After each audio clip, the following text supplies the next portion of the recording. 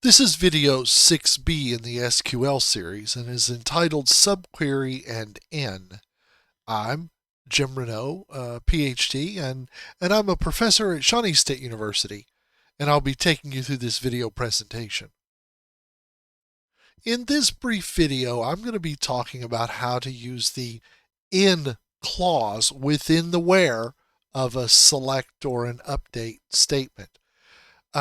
I'll be discussing how to use IN with a list of values, and then I'll also be showing you how to use IN with a subquery to generate that list of values. You can see in the example above, that we can use the IN clause to compare a value to a list. And if the value appears in the list, it's selected. So select star from shipment, where shipment ID in the list of 10,003, 10,006, and 10,009 will return us 1, 2, or 3, or 0, because there might be no shipments with those ID numbers. But you can see that it will return the shipments. It is exactly equivalent to the SQL statement you see written below of select star from shipment, where the shipment ID equals the first number or the second number or the third number.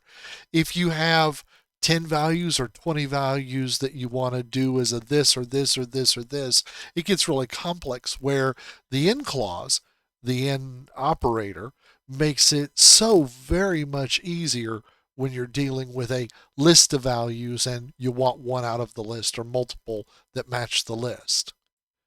You may also use a subquery within the IN operator.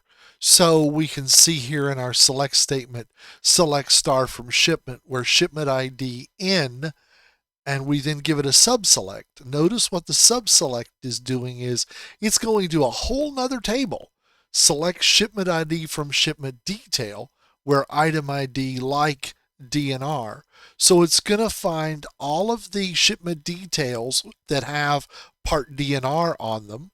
It's going to create a list of shipment IDs. Notice I say select shipment ID. So that select is returning a list of shipment IDs that have a part that starts with DNR on it.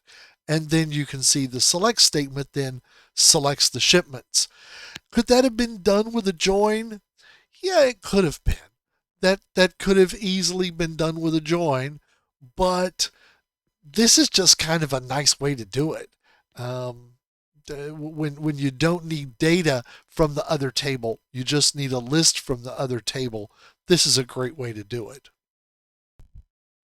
This concludes video 6B in the SQL series. This presentation is copyright 2021 by James M. Renault, PhD. All rights are reserved.